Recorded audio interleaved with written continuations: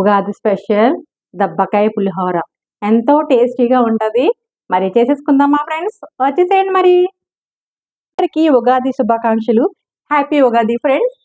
Hi, hello, నమస్తే. అందరూ ఎలాగున్నారు friends? బాగున్నారా? నేను కూడా చాలా బాగున్నాను. మీ అందరూ బాగోవాలని మనస్ఫూర్తిగా కోరుకుంటున్నాను. మరి ఉగాది అనగానే స్పెషల్ కదండి. ఉగాదికి మనం పిండి వంటలు అన్నీ చేసుకుంటూ ఉంటాం కదా, స్పెషల్స్ ఉంటూ ఉంటాయి. అలాగే నేను కూడా ఈరోజు ఉగాది స్పెషల్గా రెగ్యులర్గా చేసి పులిహోర కాకుండా, చింతపండుతో చేసి పులిహోర కాకుండా ఇలాగా దబ్బకాయ పులిహోర స్పెషల్ అండి. ఉగాది స్పెషల్ చాలా సూపర్గా ఉంటుంది. మరి తినే కొలది తినాలనిపిస్తుంది. అది ఎలాగో చూసేద్దరు కానీ వచ్చేసండి మన కిచెన్లోకి మరి చూపించేస్తాను. దబ్బకాయ పులిహోరకు గాను 2 పెద్ద సైజు దబ్బకాయలు తీసుకున్నామండి.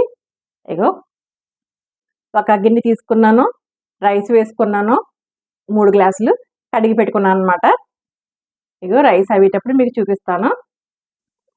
రైస్ బాయిల్ అవుతుందండి. ఇదిగో చూడండి. ఇప్పుడు మనం సిమ్లో పెట్టేసి ఉడికించుకుందాం రైస్ని. రైస్ ఉడికిపోయిందండి, పక్కన పెట్టేసుకుందాం స్టవ్ ఆఫ్ చేసుకొని.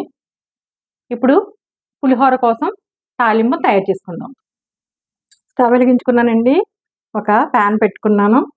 5 టేబుల్ స్పూన్స్ ఆయిల్, కొంచెం ఆయిల్ ఎక్కువే పడుతుంది కదా, వేసుకుందాం. ఎందుకంటే దబ్బకాయ పులిహోర కాబట్టి కొంచెం ఆయిల్ ఎక్కువ పడుతుంది. ఆయిల్ హీట్ ఎక్కింది. ఆవాలు 1 టేబుల్ స్పూన్ వేసుకుందాం.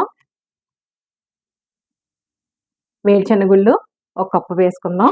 వేరుశనగుళ్ళు ఎక్కువ వేసుకుంటే చాలా టేస్టీగా ఉంటుందండి. శనగపప్పు 2 టేబుల్ స్పూన్స్ వేసుకుందాం.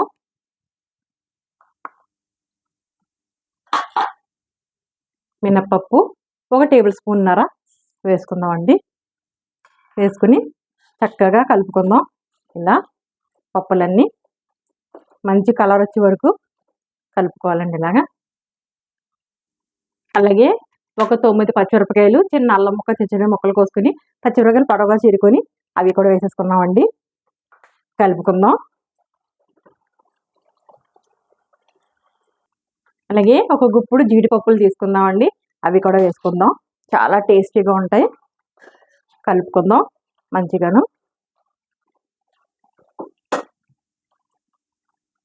అలాగే ఒక 9 ఎండుమిరపకాయలని చీల్చుకొని కొన్ని చీల్చకుండా వేసేసుకుందాం. ఇలాగా కలిపేసుకుందామండి.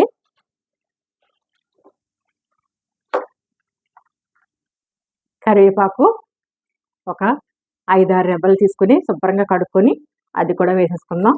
కొంచెం ఎక్కువ పడుతుందండి, చాలా బాగుంటుంది వేసుకుంటే కరివేపాకు కూడాను. ఇలా కలిపేసుకుందామండి. ఇందులోని ఇంగువ చాలా టేస్టీగా ఉంటుందండి పులిహోరలో, తెలిసింది కదా మనందరికీ. ఇంగువ వేసుకుని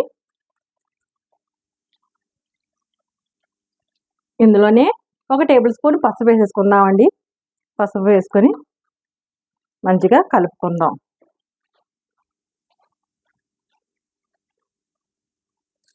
పులిహోరకి మన పోపులన్నీ వేగిపోయినాయండి. ఇప్పుడు మనం స్టవ్ ఆఫ్ చేసేసుకుందాం. మంచి కలర్ వచ్చేసి స్టవ్ ఆఫ్ చేసుకుందాం. పోపు చల్లనిద్దామండి. ఇప్పుడు దబ్బకాయలు ఉన్నాయి కదా, దబ్బకాయలని మనం కోసుకొని జ్యూస్ చేసుకుందాం. ఇలా కోసేసుకొని జ్యూస్ చేసేసుకుందాం. మరి ఇదిగోనండి దబ్బకాయ జ్యూస్ తీసేసుకున్నాం మనం. అలాగే మనం సాల్ట్ వేసుకోలేదు రైస్లో, సాల్ట్ వేసుకుందాం. రైస్లో వేసుకొని కలుపుకుందాం అనమాట. ఇప్పుడు రైస్ ఒక ప్లేట్లోకి షిఫ్ట్ చేసుకున్నానండి. ఇప్పుడు ఇందులోనే మనం రుచికి సరిపడినంత సాల్ట్ వేసుకోవాలి. మరి కావాలితే మళ్ళీ కలుపుకుందాం. అలాగే దబ్బకాయ మనం జ్యూస్ తీసుకున్నాం కదా, అది కూడా మనకి ఎంత సరిపడుతుందో అంత, అంటే చాలా పుల్లగా ఉంటుందండి ఇది. అందుకని చెప్పేసి చూసుకొని వేసుకుంటూ ఉండాలన్నమాట. ఇలా వేసేసుకొని కలుపుకొని ఇలాగా మనం అన్నీ తాలింపు వేసుకొని పెట్టుకున్నాం కదా, చల్లార్చుకున్నామండి. వాటిని ఇందులో వేసేసుకుందాం. వేసుకొని కలుపుకుందామండి మంచిగాను. అంతా పట్టేటట్టు పోపులు అవిని కలిపేసుకుందాం. ఇదిగోనండి మన దబ్బకాయ పులిహోర మన ఉగాది స్పెషల్ రెడీ అయిపోయింది. మరి చాలా టేస్టీగా ఉంటుంది. ఇప్పుడు డిష్ అవుట్ చేసేసుకుందాం. మరి చూడండి, దగ్గరగా చూపిస్తున్నాను. మన ఉగాది స్పెషల్ దబ్బకాయ పులిహోర. టేస్ట్ అయితే సూపర్గా ఉంటుంది ఫ్రెండ్స్. దగ్గర నుంచి చూపిస్తున్నాను కదా, చూడండి. మరి చూడండి ఫ్రెండ్స్, మన దబ్బకాయ పులిహోర మరి ఉగాది స్పెషల్ ఇలా చేసుకున్నట్టయితే చాలా బాగుంటుందండి. మరి చాలా సూపర్ టేస్ట్ ఉంటుంది. మీరు ఒకసారి ట్రై చేయండి. అంతకన్నా ముందు ఫస్ట్ టైం కనుక నా ఛానల్ చూసినట్లయితే లైక్ చేయండి, షేర్ చేయండి, సబ్స్క్రైబ్ చేసుకోండి ఫ్రెండ్స్. పక్కన ఉన్న బెల్ సింబల్ని టచ్ చేయండి. ఆలని వస్తుంది. ఆలు కూడా టచ్ చేసినట్టు నేను పెట్టిన ప్రతి వీడియో నోటిఫికేషన్ రూపంలో వస్తుంది. ఇది అప్పటికప్పుడు తినేదానికన్నా 1 అవర్ పోయాక తింటే చాలా రుచి ఇంకా ఎక్కువ అవుతుందండి.